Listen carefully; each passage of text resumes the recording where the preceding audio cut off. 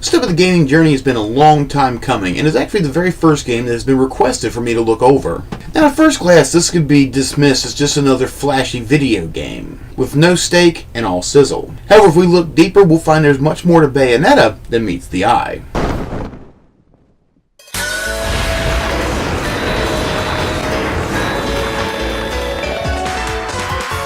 Not like that, well, not entirely. Today we delve into the world of Bayonetta.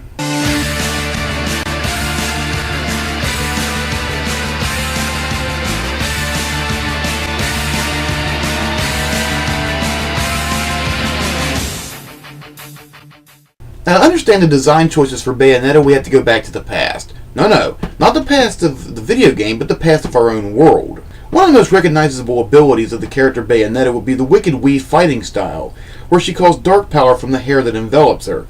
This actually comes from an old European myth about women with long hair being the targets of incubi, which, as it was wont to do back then, turned these stories into women with long hair being devil worshippers. In fact, this was the main reason Hideki Kamiya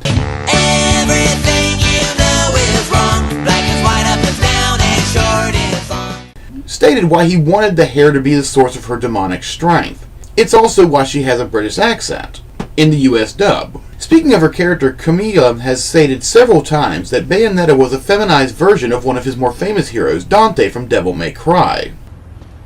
I didn't ask for your help. Not even close. Seen a talking mud before. You know, in a dog show, you definitely take first place.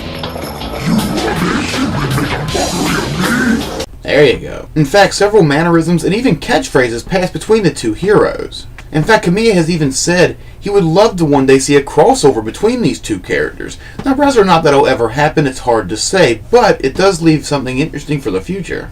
Now, I've heard a lot of people dismiss the story of this game, saying that it's just something there to allow for combat.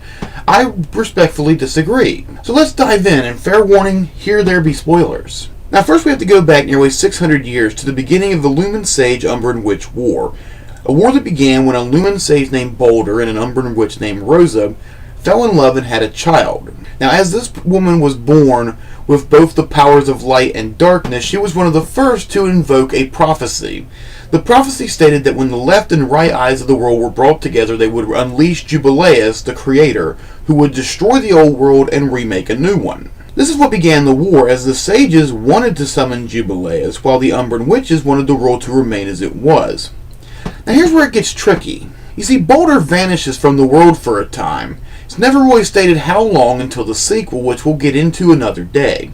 However, when he returns to the world, he's considerably darker and much more powerful. He actually ends up capturing Bayonetta, blanking her memory and trapping her under a lake. She's awakened 500 years later and taken in by a man named Rodin, who not only gives her name, but a purpose. She's a hired gun to kill the warriors of Paradiso and collect their halos. After 20 years of this, she has restored enough of her memory to know she needs to find something called the left eye of the world, believing it will restore her memories and, more importantly, give her back all of her powers. This journey leads her to Vigran, a holy city where the left eye is supposed to be. Here she runs into another Umbran witch who is seemingly trying to test her, and in fact each time they fight, more of her memory are revealed to her. This is also where she finds a very small girl named Cereza who believes Bayonetta is her mother. Something makes Bayonetta take the child under her wing, protecting her while toughening her up at the same time, even going as far as to give her the Umbran watch she wears on her chest. The pair events we find out that it is the Lumen Sage Boulder who is sending this Umbran witch after Bayonetta.